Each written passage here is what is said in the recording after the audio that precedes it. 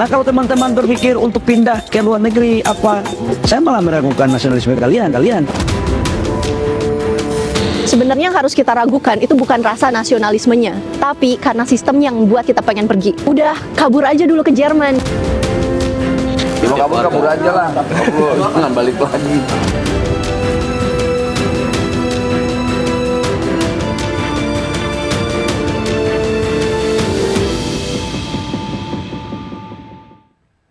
Pemirsa, ramai di media sosial tagar kabur aja dulu. Pemerintah tidak melarang masyarakat merantau, tapi masyarakat diminta taat prosedur yang berlaku di negara tujuan.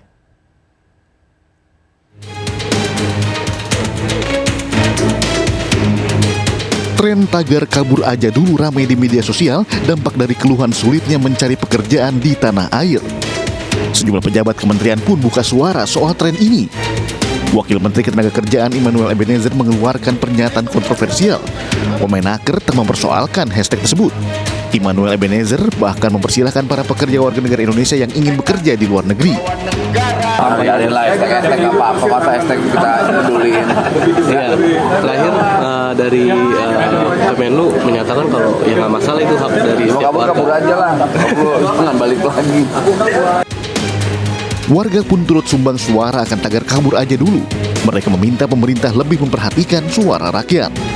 Saya setuju ya, karena akhir-akhir ini kan kebijakan dari negara agak unik ya. Jadi emang saya setuju lah untuk hidup di luar negeri. Makanya kan sekarang banyak hashtag untuk kerja di luar negeri kan. Saya sih setuju Kak, setuju banget. Ke luar negeri juga? Pengen banget. Pengennya kemana nih? Pengen sih ke Belanda. Dan sebagai Gen Z gitu ya, sebenarnya tertarik kenapa? Karena di Indonesia menurut aku udah kayak kurang sehat aja sih.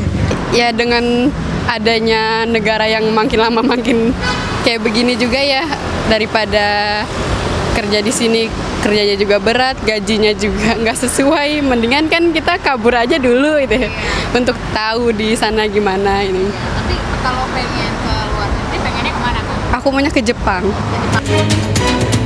Fenomena kabur aja dulu menjadi bentuk kekecewaan anak muda akan keadaan Indonesia saat ini. Meski tidak melarang masyarakat merantau, tapi masyarakat diminta taat prosedur yang berlaku di negara tujuan. Dan untuk membahas soal fenomena kabur aja dulu yang ramai di media sosial, saat ini sudah bergabung bersama kami Wakil Menteri P2MI Republik Indonesia Ibu Christina Aryani, kemudian juga ada WNI di Jerman Mbak Vicky Natasha, lalu juga ada pengamat sosial dari UI Devi Rahmawati dan juga Koordinator Pusat BEM seluruh Indonesia Dames Haryanto. Selamat malam Bapak-bapak, Ibu. Malam, Mbak. Baik, saya akan menuju ke Mbak Vicky terlebih dahulu. Mbak Vicky sebagai seorang warga negara Indonesia yang sudah tinggal begitu di luar negeri, apa yang membuat Mbak Vicky ini pindah ke luar negeri begitu Mbak? Apa yang melatar belakangi? Waktu itu saya berumur 20 tahun ya, pergi ke Jerman dengan beberapa pertimbangan, yaitu pertama saya mau kuliah di Indonesia saat itu. Tapi seperti yang kalian tahu, untuk kuliah itu kita harus membayar sangat mahal ya. Waktu itu saya harus hampir ratusan juta untuk berkuliah. Dan saya memiliki informasi bahwa di Jerman itu kuliah gratis. Lalu saya dengan budget yang saya punya dan keluarga saya punya, saya menginvestasikan uang ini untuk les bahasa Jerman. Dan setelah itu saya daftar di universitas di Jerman dan akhirnya saya bisa diterima dan saya langsung pergi ke Jerman untuk berkuliah gitu. Jadi itulah awal pertimbangannya, karena pendidikan di Indonesia itu sangat mahal, ketika di luar negeri pendidikan itu gratis. Itu yang menjadi pertimbangan awal.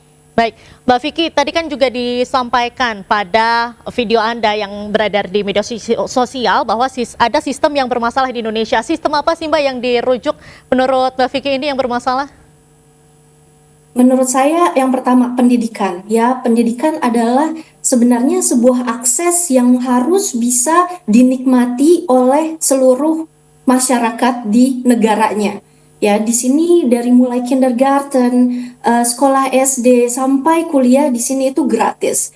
Dan sedangkan di Indonesia pendidikan yang berkualitas itu adalah suatu hal yang luksus. Artinya kita harus menginvestasikan di situ. Padahal seharusnya pemerintah atau sebuah negara yang menginvestasikan pendidikan kepada manusianya, kepada masyarakatnya, ya, kepada anak-anak kita, kepada penerus bangsa.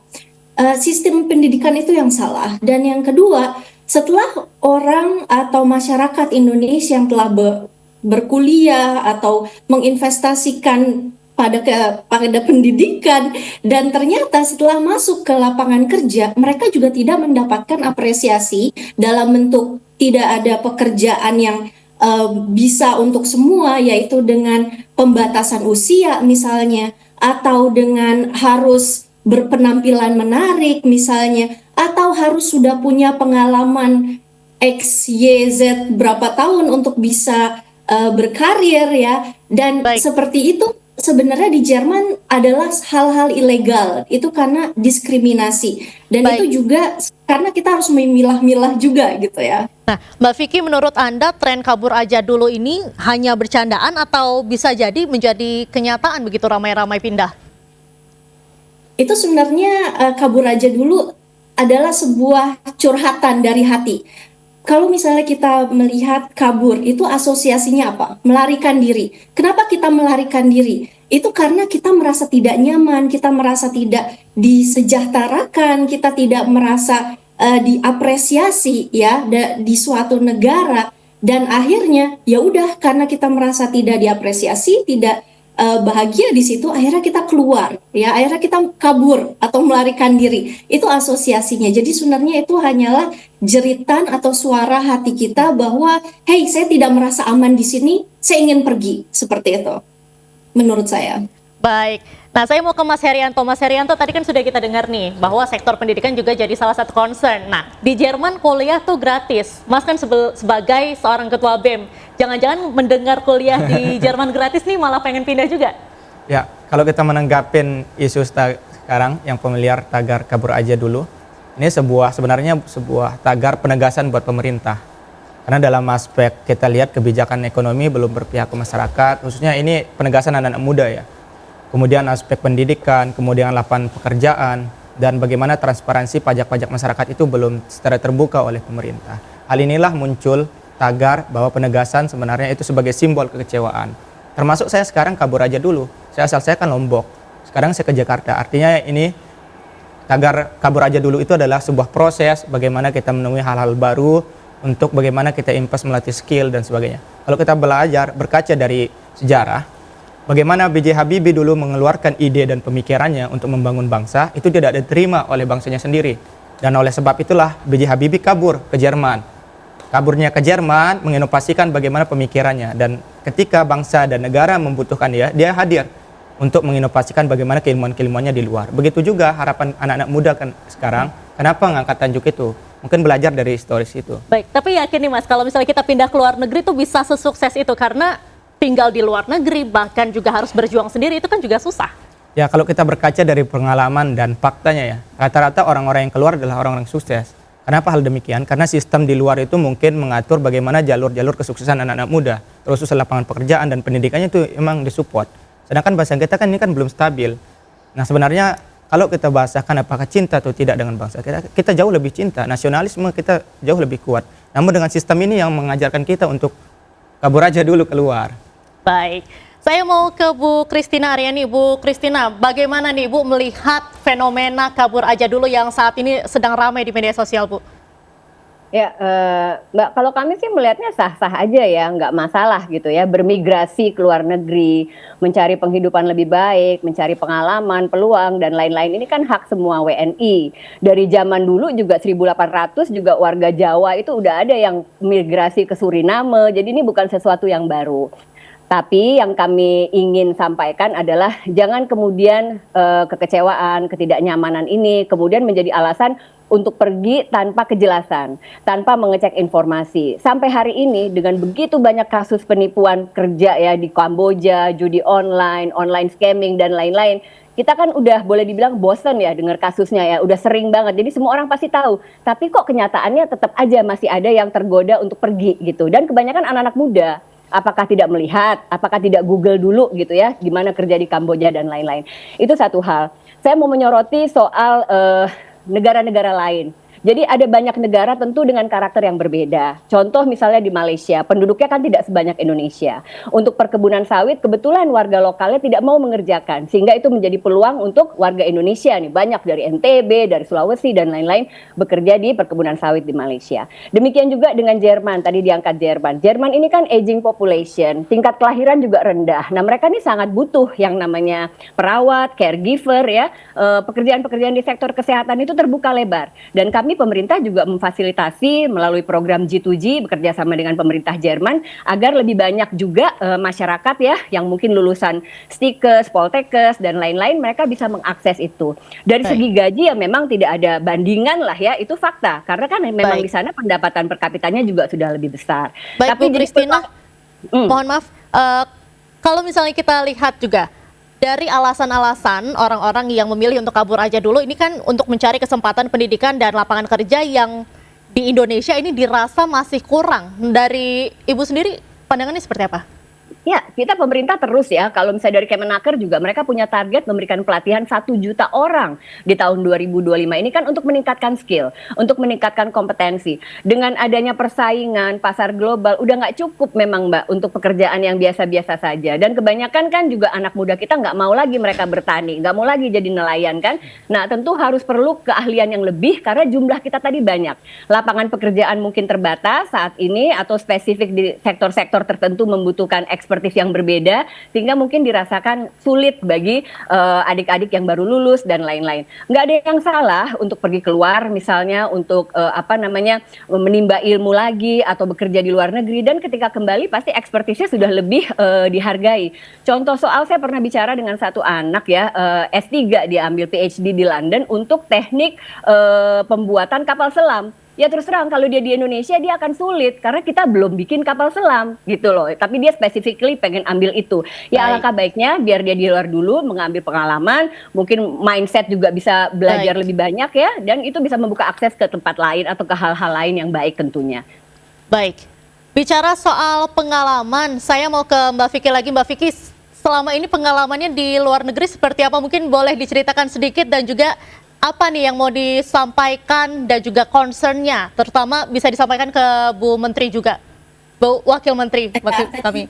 Tadi udah dibahas ya, sangat tepat sekali bahwa persoalan di Indonesia dan di Jerman itu sangat berbeda. Di Indonesia banyak banget anak-anak muda yang mencari pekerjaan, tapi lapangan kerjanya sangat sedikit. Sedangkan di Jerman kita terlalu sedikit anak-anak muda yang lagi aktif untuk bekerja, tapi lowongan kerjanya atau pasar kerjanya tuh sangat membludak gitu ya. Jadi bahkan selama saya jadi 10 tahun jadi guru TK di Jerman, kelas kita tuh ada 3. Tapi sejak 3 tahun, satu kelas ini ditutup. Kenapa? Karena nggak ada guru, nggak ada yang kerja gitu. Jadi kelas ini harus ditutup. Itulah kenapa tadi udah di-mention juga bahwa di sini pemerintah Jerman juga selalu open ya dan juga melakukan kerjasama kolaborasi dengan negara-negara lain supaya anak-anak muda ya untuk menjadi perawat atau guru atau di IT dimanapun di sini bisa bekerja di Jerman. Itu sih pengalaman saya, struggle saya sebagai guru di sini yaitu saya kekurangan tim. Saya kalau misalnya ada satu guru yang kerja, satu yang sakit, saya harus ngambil kerjaan ini ya yang tadinya di kelas kita bertiga jadi cuman berdua dan ini adalah beban gitu untuk kita karena benar-benar kekurangan orang. Baik, silakan ditanggapi Bu Christina. Ya, jadi kalau kita bicara soal pasar tenaga kerja itu kan tentunya supply dan demand ya. Ketika supply-nya banyak, demand-nya sedikit, otomatis oversupply. Nah, jadi sulit nih bagi masyarakat untuk masuk ke pasar tersebut. Tapi kalau demand-nya banyak, supply-nya sedikit, otomatis harga jadi naik kan, pasaran jadi naik, sangat dibutuhkan dan lain-lain. Jadi ini sesuatu yang fine-fine aja ya Mbak, emang itu hukum pasar. Ya mungkin dengan pelatihan-pelatihan yang akan diberikan oleh pemerintah nantinya akan lebih meningkatkan kompetensi daripada masyarakat, daripada adik-adik yang lulus ya, sehingga mereka juga bisa melihat peluang untuk ambil ke jurusan-jurusan lain, ke sektor pekerjaan lain.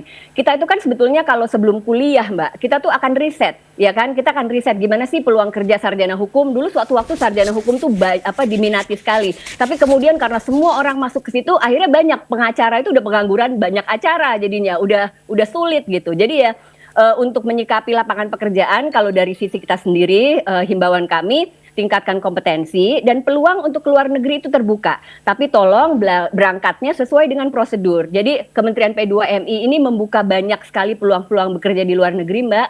Itu bisa diakses lewat Cisco P2MI, baik yang skemanya G2G seperti saya sampaikan tadi dengan Jerman, ada juga dengan Korea, dan atau juga melalui P3MI ya, jadi perusahaan penempatan. Berbagai lapangan pekerjaan ada di situ dengan gajinya juga. Silakan diakses. Tapi kalau pergi melalui kami, melalui sistem, otomatis mendapatkan perlindungan, baik itu perlindungan hukum maupun juga perlindungan sosial. Itu yang lebih kita tekankan. Jangan sampai tujuannya baik, tadi ya mau kabur aja dulu mencari penghidupan lebih baik, tapi jadi membawa permasalahan yang menimbulkan kesulitan bagi diri sendiri dan keluarga dan tentunya juga pemerintah.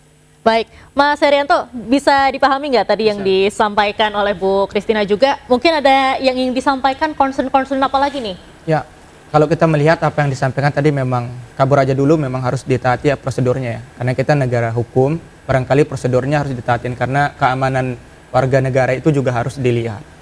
Nah, namun yang perlu kita pertegas, inilah diuji juga anak-anak muda ketika berada di negaranya, ketika negara kita lagi krisis gini, disinilah tempat pengujiannya. Apakah dengan krisisnya gini, kita masih mau kabur atau gimana? Dan nasionalisme kita juga jangan dipertanyakan. Walaupun kita di luar negeri dan tidak, selama kita masih berwarga negara Indonesia, di sana kita masih menanam kejiwaan kita adalah merah putih. Dan prinsip kita adalah selalu cinta dan negara kita. Namun ada mindset barangkali di luar itu lebih menunjang inovasi, pemikiran, dan kreativitas cara berpikir dan cara perubahan itu lebih berada outputnya lebih baik di luar sehingga ke dalam ketika pulang implementasinya itu cukup baik. Itu, Mbak. Baik, mungkin dari Bu Christina boleh ditanggapi, Bu?